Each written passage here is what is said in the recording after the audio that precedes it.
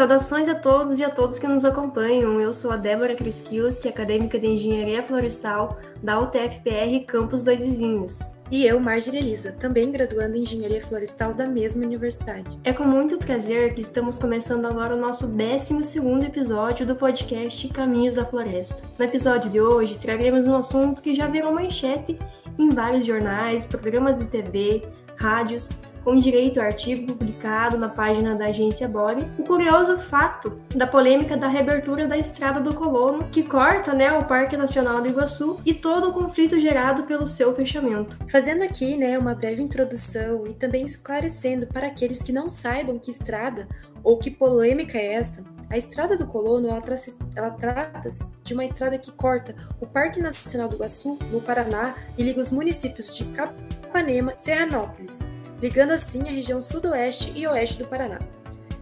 E exatamente devido ao fato de passar pelo interior do parque, a estrada foi fechada definitivamente em 2001, pelos impactos causados pela passagem de veículos à manutenção da flora e fauna protegida pelo parque. Esse fechamento, que ocorreu no início dos anos 2000, gerou muita insatisfação pela população das duas regiões envolvidas e foi resultado final depois de muitas manifestações representando os dois lados opostos, um a favor e o outro contra a interrupção da passagem pela Estrada do Colono. Voltando agora um pouco na história, para a gente entender a origem dessa polêmica, podemos citar aqui o artigo publicado em 2012 pelos autores José Pedro Cornelli e André Paulo Castanha, que trazem para nós algumas informações. Olha só, o Parque Nacional do Iguaçu foi criado lá em 1939, mas 15 anos depois foi cortado ao meio com a abertura da estrada. Os 17,5 quilômetros de estrada de terra foram usados para encurtar a viagem dos colonos gaúchos e catarinenses até o oeste do estado do Paraná. Então a história e o desenvolvimento dessas regiões oeste e sudoeste paranaenses tem muita relação com esse movimento percorrido pela Estrada do Colono. Com o fechamento dessa estrada, muito se perdeu em questão econômica, social e populacional. No ano de 2000, com a criação do Sistema Nacional de Unidade de Conservação, o SNUC, o Parque Nacional do Iguaçu se tornou uma unidade de proteção integral da natureza, tornando-se insustentável o tráfego de veículos pela Estrada do Colono. Mas o que realmente se perdeu com o fechamento dessa estrada? A reabertura da estrada realmente impulsionaria o desenvolvimento dos municípios ligados por ela? E o que se ganhou em termos de conservação da natureza protegida pelo parque? Quais foram os principais benefícios e quais as principais ameaças que a reabertura poderia causar? Para falar mais sobre esse assunto, nossa equipe do podcast Caminhos da Floresta convidou os professores Sidemar Presoto Nunes e Elton Celton de Oliveira, ambos docentes na UTFPR Campus Dois Vizinhos. O professor Sidemar é agrônomo, tem mestrado em Sociologia e doutorado em Meio Ambiente e Desenvolvimento pela Universidade Federal do Paraná. E o professor Elton é biólogo com mestrado e doutorado em Ecologia e Conservação pela Universidade Federal do Paraná. Muito bacana, a presença de vocês dois aqui com a gente, professores. Sejam muito bem-vindos. E para começar agora, eu vou chamar o professor Sidemar, que vai trazer alguns esclarecimentos para nós. Seja muito bem-vindo, professor Sidemar. Professor, o senhor poderia nos trazer um pouco mais sobre a história da polêmica da Estrada do Colono? Contar um pouco mais sobre esse fato, sobre essa história? Agradeço a oportunidade de participar no podcast, a convite da professora Patrícia, e considero que é uma iniciativa bem bacana, o podcast e também a temática. Parabenizo a todos da equipe. Eu conheço a história da polêmica desde minha juventude e início da graduação também no curso de agronomia na UTFPR de Pato Branco, isso no final dos anos 90, início dos anos 2000, mas gostaria de dizer que inicialmente que não sou pesquisador do tema, Por esse motivo vou tentar analisar o caso com base no conhecimento e estudos sobre a história, sobre a sociologia e o meio ambiente e desenvolvimento, esse último onde eu fiz meu doutorado. Então, com base nesse conhecimento, vou procurar fazer uma análise da temática. Isso não quer dizer que seja neutro, porque a ciência parte, antes de tudo, de uma visão de mundo e se desenvolve sobre determinadas relações entre os seres humanos, o que chamamos de relações sociais de produção, inclusive na própria ciência. Inclusive na própria ciência nós temos relações de produção. Poderia dizer que mais recentemente, nós temos uma longa história relacionada à reabertura da estrada, né? Mas mais recentemente, em 2010, 2011, o deputado Assis do Couto, né, trouxe à baila essa temática da reabertura, né, e justificando a reabertura em função de também conhecer um pouco da história. Ele falava dos mortos pela ditadura militar no parque, acontecido por meio de uma emboscada, né, baseada no livro Onde Vocês Enterraram Nossos Mortos. E então justifica historicamente a importância de reabrir a estrada, no sentido de rememorar a história. E também do próprio desenvolvimento da região, né, já que estimularia principalmente o comércio. Também fez a proposta de uma estrada-parque. Agora, neste ano, né, que é algo mais recente e que se trata de algo apresentado pelo deputado Vermelho em caráter de urgência, propõe a reabertura da estrada com a justificativa de desenvolvimento da região e também da constituição de uma estrada-parque. Gostaria de dizer, então, que trata-se de um tema polêmico, né, e com muita repercussão atualmente, e que há sempre diferentes interesses, né, e interesses opostos, alguns já mencionados aqui. Poderíamos dizer que, inicialmente, nós temos interesses locais, que na sua maioria são favoráveis à reabertura, né, principalmente dos comerciantes, já que a reabertura estimularia o comércio, inclusive defendido por parlamentares de diferentes partidos, como Assis do Couto, que à época era do PT, e atualmente o deputado Vermelho do PSD. Isso não quer dizer que a reabertura seria benéfica a todos, né? Pois em uma sociedade de classe sempre haverá uma classe que se apropria mais dos produtos do trabalho social. Por outro lado, aqueles que se contrapõem à abertura justificam essa não reabertura em função da imagem do país fora, né? Ou seja, dos impactos que isso poderia causar no que se refere principalmente ao turismo internacional e no âmbito das organizações ligadas à Organização Mundial do Comércio e à ONU. Tem uma preocupação com a imagem do país fora, os impactos que isso teria, particularmente por se tratar de um parque localizado, né, no entorno de Foz do Iguaçu, que recebe um grande número de turistas todos os anos, em torno de 1 milhão. Costuma-se falar também de um outro interesse, que seria o ambiental, que eu considero que não é exatamente um interesse em si, né? Não existe um ambientalismo em si, mas distintas concepções de sociedade que incorporam perspectivas ambientais. Então, nessas distintas concepções de sociedade que incorporam as perspectivas ambientais, elas tratam da relação homem-natureza, sociedade-natureza. Então, o ambientalismo não é uma coisa só, né? Há diferentes concepções. Poderia citar 3, né? Uma que é a economia ambiental neoclássica, que ela entende que o mercado tende a resolver os problemas ambientais, transformando em mercadorias aquilo que ainda não é, ou com a ajuda do Estado, né? Aquilo que não é mercadoria, a própria poluição, desmatamento, poderia se tornar uma mercadoria em determinado momento para resolver o problema ambiental, ou com a ajuda do Estado, por meio de mecanismos de desenvolvimento limpo e sequestro de carbono, por exemplo. Uma outra perspectiva é que a gente conhece como ambientalismo, economia ambiental ecológica, que parte do pressuposto da busca por otimizar recursos, reciclar, explorar segundo as possibilidades, né, de cada momento, pensando em gerações futuras. Isso orienta, em parte, aquilo que está numa ideia muito polissêmica de sustentabilidade.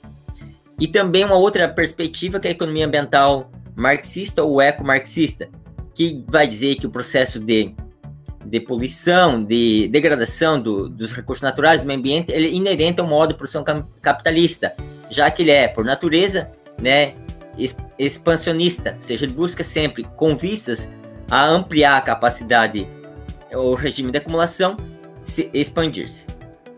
Também há outros interesses, né, que para conhecer melhor seria necessário o trabalho de pesquisa específico, como dos pesquisadores da área biológica, florestal, outros pesquisadores nessa área, que na quase totalidade defendem o fechamento, né, dos envolvidos em conflitos políticos, casos das mortes de lideranças políticas, como sugerido pelo deputado Assis do Couto, né. Então, há diversos outros interesses que só um trabalho de pesquisa mais detalhado poderia nos indicar o que de fato, né, quais outras perspectivas e quais outros interesses estariam envolvidos na abertura ou fechamento.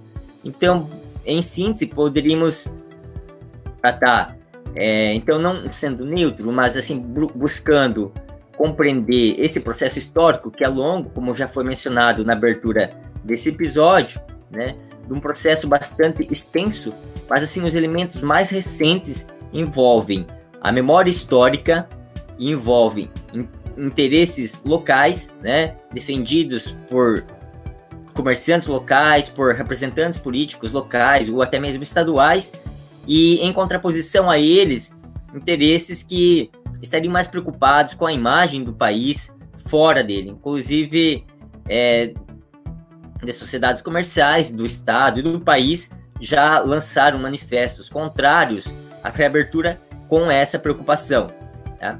Então são basicamente essas duas. E aí um terceiro, né, em síntese, que tem a ver com o que se chama o interesse ambiental, que eu não considero que seja um interesse ambiental em si, já que não existe ser humano fora da natureza, né? A concepção de natureza é uma concepção social, ou seja, as perspectivas ambientais incorporam concepções da relação histórica entre homem e natureza, entre sociedade e natureza.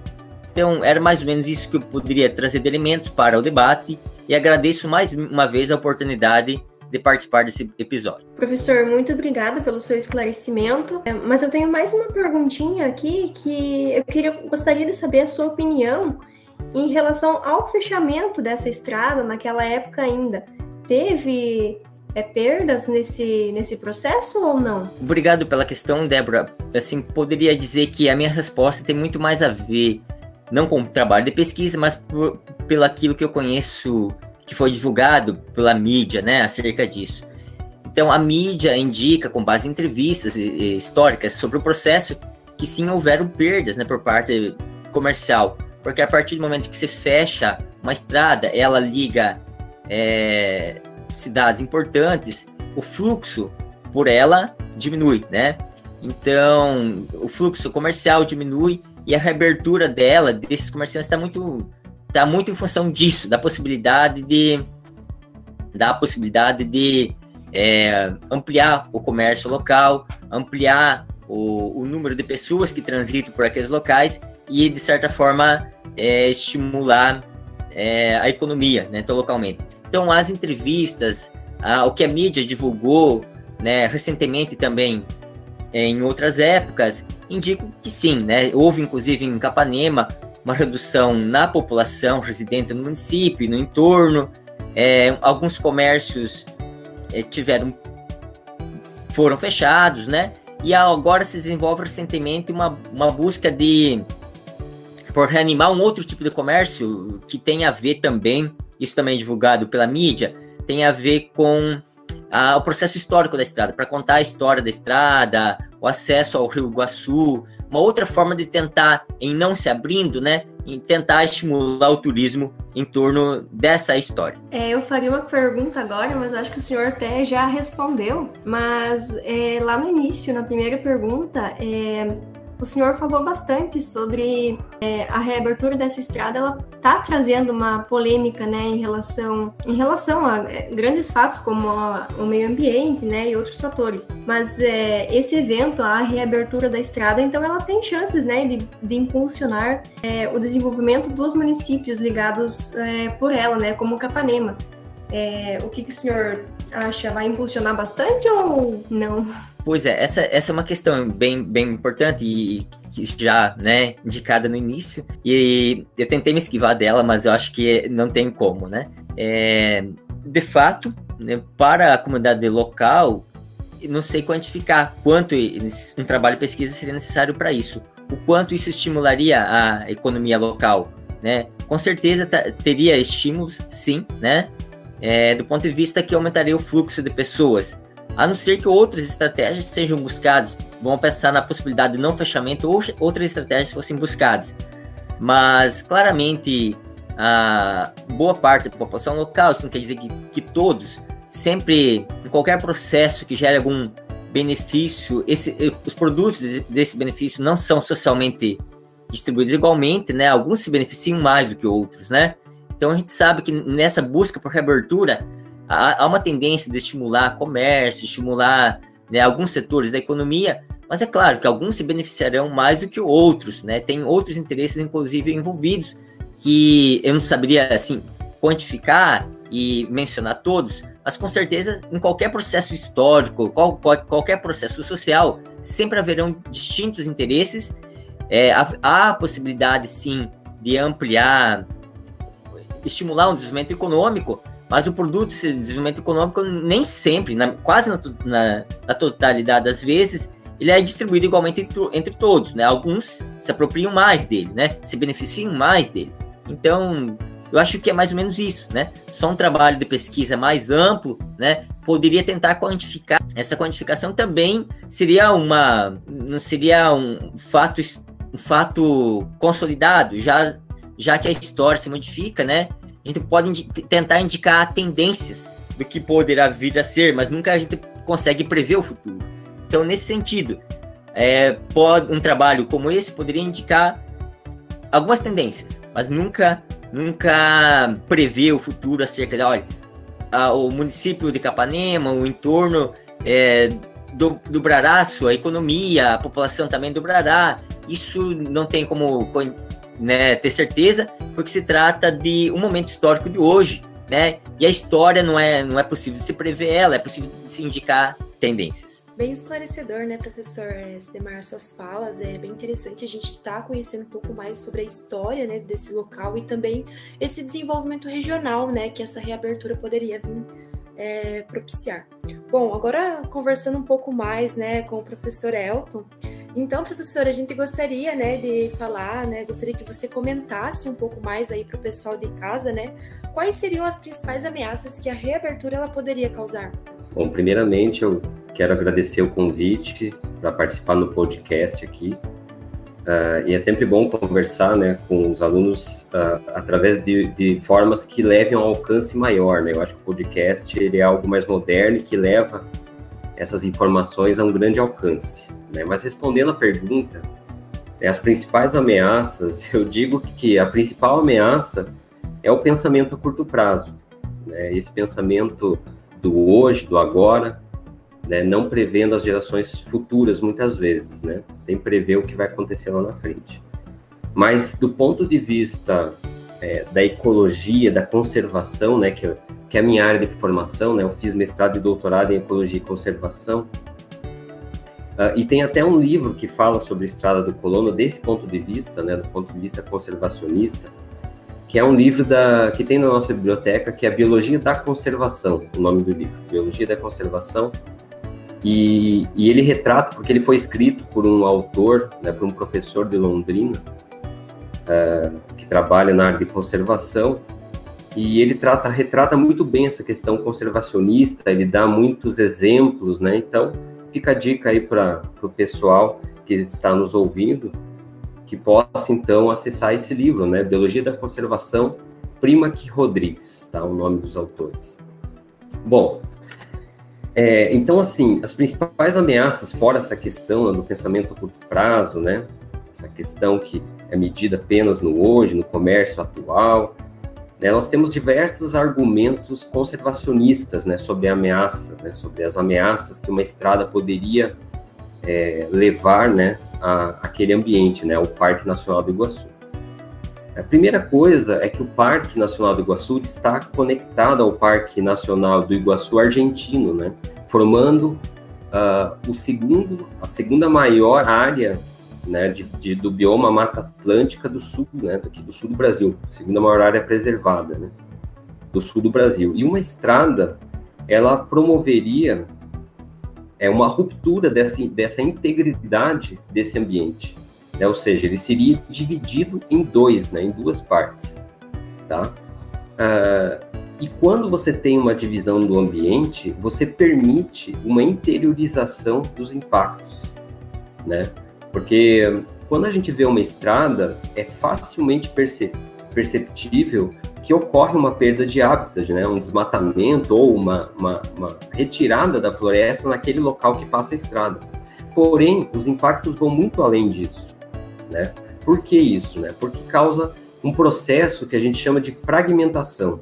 A fragmentação é quando a gente divide um contínuo florestal em 2 ou mais partes, né? Permitindo com que você tenha um cenário propício para interiorização desses impactos secundários, desses impactos ambientais secundários, que agem de forma concatenada e em cascata. Tá? Então, por exemplo, quando você fragmenta 2 ou mais ambientes, você altera o microclima daquele ambiente, permitindo com que os ventos se tornem mais velozes ali naquele local, você diminui a umidade e você favorece, por exemplo, as queimadas ocorrerem naquele local, você favorece a expansão de espécies de borda, porque tem espécies que são muito adaptadas à borda, elas conseguem se expandir as suas populações e se interiorizar dentro das áreas. Você também facilita o ingresso de espécies chamadas espécies ruderais, que também são espécies aproveitadoras, generalistas, que conseguem adentrar a floresta à medida que ela vai sendo fragmentada. Tá? Então, quando você fragmenta o ambiente, você causa uma série de efeitos secundários em cascata, né, que atuam, então, de forma a pressionar aquele ambiente ainda mais. Outra questão que a fragmentação leva é a facilidade que tem ao acesso ao ambiente. Então, quando você cria uma estrada, você também cria uma rota de acesso. E esse acesso permite, então, o aumento da caça, que já não é pouca dentro do Parque Nacional do Iguaçu, por sinal. Existem trabalhos e trabalhos falando disso. Né? Então, a gente tem caça, você aumenta a probabilidade de caça, você aumenta o contrabando de animais silvestres, que a gente chama de tráfico de animais silvestres, que é uma coisa muito grande no Brasil. Tá? Existe muito contrabando nessa área aqui fronteiriça, né, da Tríplice Fronteira aqui, muito contrabando de animais oriundos do Parque Nacional do Iguaçu, e a estrada facilitaria ainda mais esse contrabando, né? Você tem também a facilitação da introdução de espécies potencialmente invasoras nesse território, visto que a população, é comum a população soltar, né, liberar esses animais muitas vezes nas estradas, e esses animais acabarem adentrando a floresta, né? E assim, você pense, né, animais que são espécies invasoras, elas têm um potencial muito grande, né, um potencial muito grande para conseguir causar efeitos secundários muito devastadores, né? Porque eles conseguem competir com os animais silvestres nativos e muitas vezes tomar o lugar desses animais dentro daquele ecossistema. Outra coisa que é muito comum, gente, que é importante a gente falar aqui, porque é uma coisa muito atual, é que quando você abre uma veia, porque é basicamente isso, né? Você abre um corredor, uma veia dentro de uma floresta, você oportuniza a dispersão de doenças. Pense, gente, doenças que podem ir de dentro para fora e de fora para dentro, né? Então, quando a gente abre uma floresta, a gente, de certa forma, nós estamos nos aproximando do interior dessa floresta e permitindo que doenças que antes não chegavam perto da sociedade comecem a chegar, haja visto o próprio SARS-CoV-2, né? E também doenças que saem da sociedade e vão para dentro da floresta, que também podem se proliferar, causando a mortalidade e o declínio de diversas populações. Então, pressões, elas certamente terão, né? Um último ponto aqui para falar dessa questão é sobre, por exemplo, poluição. Né? A gente acha que uma estrada não está correlacionada com poluição, mas está sim. Né? Porque existe não apenas o lixo, né? O lixo que é produzido e que a gente sabe que é lançado nas estradas, mas também tem a questão da poluição sonora. E existem trabalhos e trabalhos falando de poluição sonora e como os animais são sensíveis à poluição sonora. Eles acabam não alcançando, não chegando próximo à estrada, não tendo muitas vezes coragem de atravessar a estrada para poder ir para o outro local. Então, eles acabam ficando restritos ao fragmento. Né? Então, eu acho que são ameaças, né, que são relatadas na literatura para outros ambientes, que não apenas este, né?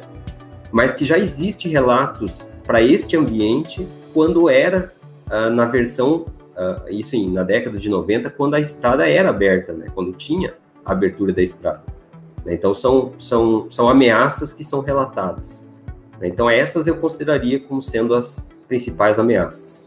Realmente esse fato ele é bem evidente, né, professor? Né? Se envolvesse um fator, mas são vários, então é um tema assim, que é muito bacana da gente estar discutindo, porque às vezes o pessoal de casa não tem conhecimento em quais fatores essa reabertura poderia estar interferindo, né? Então agora acho que ficou bem claro para a gente que está acompanhando aí o que isso realmente poderia estar causando, né? Agora a gente partindo para um próximo ponto aqui, né, professor? Elton, a gente gostaria que você comentasse aqui um pouco, né, o questionamento que a gente meio que levantou. Se a reabertura ela realmente acontecer, né? Na sua opinião, você acha que esse caso ele poderia ser considerado um retrocesso ambiental na visão dos ambientalistas, visto que a imagem do país ela poderia se manchar internacionalmente? Bom, sem sombra de dúvida, é um retrocesso ambiental, né, a abertura da estrada do colono. Ela mancha sim, né, em caso ela sendo aberta, ela mancha sim a imagem do país lá fora, mas eu não gostaria apenas de colocar isso como sendo uma opinião minha, e sim a partir de dados. Então eu vou tentar me aprofundar um pouco mais aqui, me delongar um pouquinho mais, para explicar o porquê que eu digo que isso é um retrocesso, tá? Então, primeira coisa que eu quero considerar, que o bioma Mata Atlântica, no qual está inserido o Parque Nacional do Iguaçu e por onde essa estrada cortaria, dividiria o parque em dois, né, o bioma Mata Atlântica, ele é um dos 2 hotspots brasileiros de biodiversidade, né? Aí a questão é, o que é um hotspot? Um hotspot, do inglês, é uma área quente de biodiversidade, né? Então, o bioma Mata Atlântica como um todo, ele é considerado uma área quente de biodiversidade, cuja a diversificação das espécies é considerada uma das mais altas do mundo, né? A taxa de endemismo no bioma Mata Atlântica é gigantesca, né? Só que, para fazer um parênteses também, endemismo vem de espécie endêmica. A espécie endêmica é aquela espécie que só ocorre naquele local, naquele bioma. Aí, ou seja, o bioma Mata Atlântica tem um alto número de espécies que não ocorrem mais em nenhum lugar do mundo, só nele, né? E outra coisa é que, historicamente, esse bioma ele foi reduzido a apenas 7% da sua área original, tendo em vista que o Brasil, toda a área urbana do Brasil, ela ocupou esse bioma. Hoje nós temos apenas 7% do bioma Mata Atlântica. Então, pensem comigo, né? Nós temos um bioma que é considerado um hotspot, ou seja, altíssimos níveis de biodiversidade. Um bioma que é considerado um dos mais endêmicos do mundo, ou seja, só temos espécies, aquelas espécies só são encontradas naquele lugar. E outro ponto, esse bioma foi reduzido a 7%. No nosso estado, no Paraná, nós só temos 2 contínuos de Mata Atlântica, somente 2. Um fica localizado no litoral do estado, ligando o sul de São Paulo com o Paraná e o norte de Santa Catarina. E do outro lado do estado nós temos o Parque Nacional do Iguaçu, que se conecta ao Parque Iguaçu Argentino. Só temos essas 2 áreas contínuas de bioma Mata Atlântica, tá? Então, só para a gente ter uma ideia, né, do nível do que a gente está falando. Só para vocês terem uma ideia, os hotspots, nós temos apenas 34 hotspots no mundo. Então, sendo 2 no Brasil e um deles é a Mata Atlântica. Esses 34 hotspots somados, eles têm 60% de todas as espécies no mundo. Tá? 60% de todas as espécies do mundo estão localizadas nesses 34 hotspots distribuídos no mundo. Tá? E o bioma Mata Atlântica brasileiro, aqui no Brasil, detém aproximadamente 5% de todas as espécies do mundo. Estão localizadas nesse bioma. Então, há de se prever que essas 34 áreas são consideradas hotspots, elas são mundialmente consideradas prioritárias à conservação. Elas são mundialmente. Todos os autores que trabalham com conservação tratam essas 34 áreas como sendo as áreas mais importantes. Por quê? Porque elas têm alta biodiversidade, elas são endêmicas e estão ameaçadas. Então, todo o esforço que for feito nessas 34 áreas é um esforço coletivo de conservação a nível mundial. Por isso, do ponto de vista internacional, é sim uma mancha, né? É um retrocesso você reabrir uma estrada dentro de um bioma considerado como sendo um hotspot, considerado como um hotspot, e que deve ser priorizado a conservação a todo custo. Outro, e segundo lugar, para terminar de responder aqui a pergunta, para mostrar o meu ponto de vista sobre esse retrocesso, é a questão da lista vermelha de espécies ameaçadas que nós temos publicadas no Brasil. Então, nós temos uma lista vermelha de espécies ameaçadas no Brasil, sendo que a maior parte das espécies ameaçadas nessa lista, presentes nessa lista, e são do bioma Mata Atlântica. A maior parte delas. Ou seja, o bioma Mata Atlântica, ele tem altos níveis de espécies ameaçadas no Brasil. E há um acordo internacional estabelecidos na COP, nas conferências das partes de forma internacional, né? Um acordo que o Brasil é signatário, onde o Brasil se comprometeu em reduzir as ameaças sobre o risco de extinção das espécies ameaçadas. O Brasil se comprometeu, é signatário, e isso foi acordado mais ou menos em 2010, 2012. Tá? De lá para cá, o Brasil publicou uma portaria para trabalhar essas espécies ameaçadas, justamente porque o Brasil é, sim, um signatário desse acordo. Então, fazer qualquer tipo de colocar em risco essas áreas é não cumprir com esse tipo de acordo, né? Então, por isso eu considero, sim, um retrocesso que mancharia, sim, internacionalmente a imagem do país, haja vista que o Brasil é signatário e que esse ambiente é um hotspot e que nesse ambiente tem várias espécies ameaçadas. Inclusive, tem espécies sendo trabalhadas por planos de ação nacional fomentados pelo governo, né? Nessa área do Baixo Iguaçu, né? Então, é meio contraditório, de certa forma, essa reabertura da Estrada do Colono, dado a essa perspectiva desses números e essa perspectiva de proteção dessas espécies. Sem contar, né, professor, também que estaria aí desmatando, né, aproximadamente 100 hectares, né, de florestas de 30 anos de idade. Então, não é 1 ou 2 dias, né, são 30 anos de história. Envolve todo um ecossistema, uma biodiversidade, né, dentro do Parque Nacional, que é um patrimônio da humanidade, né, segundo a ONU. Então, é uma questão bem polêmica que tem que ser tratada com uma perspectiva dos dois lados, né? Fazer ali, colocar ali na balança os ganhos positivos e negativos e ver o que realmente o que tem a ganhar, né, realmente com esse assunto. Bom, e partindo para a parte final aqui, né, da nossa conversa com o professor Elton, gostaria de comentar, né, gostaria que você comentasse, professor, se um estudo de impacto ambiental ele deveria ser obrigatório nessa proposta, ou, na sua opinião, uma outra ferramenta deveria ser incorporada para que isso acontecesse, se acontecesse, no caso, a reabertura, no caso. Bom, essa pergunta é mais fácil de responder. Sim, inclusive, na verdade, se você pegar a PL do deputado Vermelho, ela não está, o estudo de impacto ambiental ele não está incorporado, né, dentro da proposta, né, do projeto de lei, mas ele está, sim, na justificativa, né, quando você vê a proposta como um todo, né, que tem a parte do texto, e depois a justificativa, né, de como que... Então, essa questão dos estudos de impacto ambiental, ele está previsto na justificativa dessa PL, tá? Então, ele já está previsto como sendo necessário, né?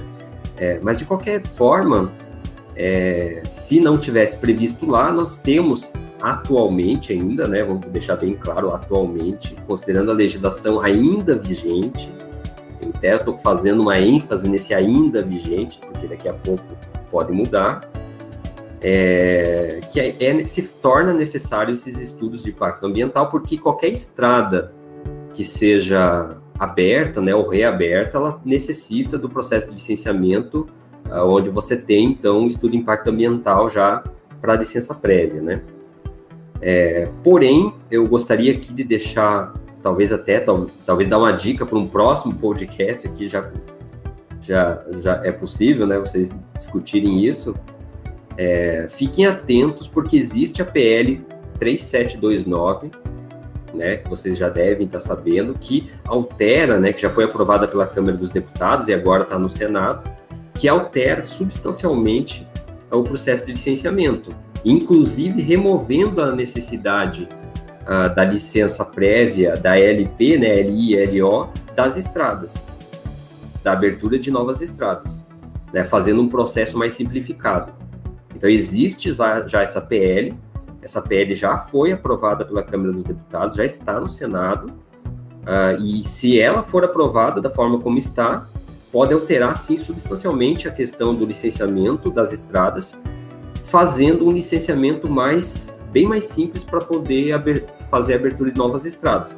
Então, não sei se essas duas PLs estão passando de forma concomitante, se foi esse o objetivo ou não, mas no caso da Estrada do Colono, estaria previsto sim o estudo de impacto ambiental, a não ser que houvesse a aprovação dessa PL a tempo, da nova PL 3729, para alteração do processo de licenciamento e, quem sabe, a não execução dele. Então, é uma questão de ficar atento a essas questões do nosso legislativo. Professor, mas eu sou bem leiga nesse assunto, e agora já entrando um pouco nessa parte política ali da legislação florestal, mas se a gente não executasse essas 3 licenças, né, tanto a licença prévia, a licença de instalação e a licença de operação para a execução dessa reabertura, seria necessário pelo menos uma licença ambiental simplificada? Porém, eu vejo que essa questão da reabertura, ela não seria tipo não geraria um baixo impacto ambiental, e sim um enorme impacto ambiental, né, para mata, tanto para fauna e para flora, né, professor? Não sei o que o senhor, eu não conheço essa PL ainda, não li, mas se ela for aprovada, será que entraria no caso de uma licença ambiental simplificada, ou visto, né, esse alto impacto ambiental gerado? Então, eu também não estudei profundamente essa PL aí, a 3729, mas ela altera substancialmente, sim, essa questão do licenciamento. Inclusive, é bem claro que as estradas, elas não teriam esse processo de licenciamento completo, e sim a versão simplificada, ainda mais se tratando de uma estrada, por exemplo, essa estrada que a gente está falando, a Estrada do Colono, ela não seria pavimentada, certo? Ela seria uma estrada de terra batida, né? Não seria pavimentada. Inclusive, a proposta fala isso, né? E esse tipo de licenciamento já não recai com tanto impacto assim. Então, é provável que passasse por um processo simplificado. Mas isso considerando que essa PL 3729 fosse para frente, né? Como ela ainda está em processo de avaliação, assim como a do Colono. Mas se hoje, né, se fosse fazer a abertura hoje da Estrada do Colono, precisaria sim passar pelo licenciamento completo, com todas as fases, e sim precisaria do estudo de impacto ambiental. E na sua opinião, professor, o senhor acha que o Instituto Ambiental do Paraná, ou então não sei a quem caberia, talvez ao IBAMA, eles dariam essa oportunidade de reabertura ou não? Dependendo do estudo, claro, né? Olha, não tem como, essa é uma pergunta que a gente tenta fugir, né? Não tem como saber, né? Mas é provável que se fizesse uma série de condicionantes, o que é bem comum se fazer, né?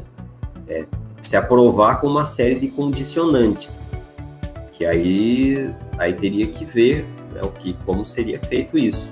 Mas se cumprido todos as obrigatoriedades legais enfim, e apresentado o relatório e tudo isso, é possível, né? É possível sim, mas aí tem que ver realmente com o IAT para ver como que ficaria isso, né? E dentro de uma unidade de conservação ainda, e outra coisa, né, que essa estrada ela passa por uma área da unidade de conservação que é chamada de zona primitiva. Né? Vocês sabem que as unidades de conservação elas são zoneadas, né? Nós temos as zonas intangíveis, zonas primitivas, zonas de amortecimento e assim por diante, né? Então, essa estrada ela passa por uma zona chamada zona primitiva, né? E essa zona primitiva é considerada uma zona de grande poder de preservação, né? Então, é uma zona que só pesquisadores têm acesso. Eventualmente, visitantes cadastrados podem ter até acesso, mas seria uma zona que não se prevê muito impacto nela. Então, teria que rever todo o plano de manejo dessa unidade de conservação, se isso, caso essa estrada ela seja aprovada. Entendi, professor. Isso vai muito dos profissionais que vão fazer esse estudo, né? Claro que eles vão escrever o projeto para que a estrada ela seja reaberta, né? Para que o Instituto Ambiental, ou o Instituto Água e Terra, agora atualmente, ele faça a liberação disso, né? E eu acho que é bem interessante, né, a gente estar discutindo, né, esses dois lados do assunto, que ambos eles têm seus contras e a favores, né? Que na verdade ele teria que ser discutido ideias para o equilíbrio harmônico entre essas duas partes acontecessem. Como esse fato é uma polêmica, a nossa ideia aqui não é tentar resolver, mas apresentar, já que se trata de um assunto tão próximo de onde estamos, aqui no sudoeste do Paraná. E muitas pessoas, de repente, ainda não tinham ouvido falar a respeito dessa estrada, ou então não tinham entendido muito bem. Mas agora a gente tem vários elementos para refletir sobre. Então, né, em nome de toda a nossa equipe, nós gostaríamos de agradecer imensamente a presença, né, do professor Elton e do professor Sidemar, que se disponibilizaram, né, para esse debate, essa troca de ideia tão enriquecedora sobre um assunto que está sendo tão disseminado, né, nesse momento. Então, além, né, de todo o conhecimento que vocês compartilharam com a gente e com os nossos ouvintes, eu tenho certeza, né, que foi uma conversa de grande valia para todos nós. E esse foi mais um dos nossos episódios aí do podcast Caminhos da Floresta, e que hoje abordou como assunto a polêmica da reabertura da Estrada do Colono, retrocesso ambiental ou desenvolvimento regional. E no próximo episódio teremos muitas novidades, então fiquem ligados, seguros e até lá!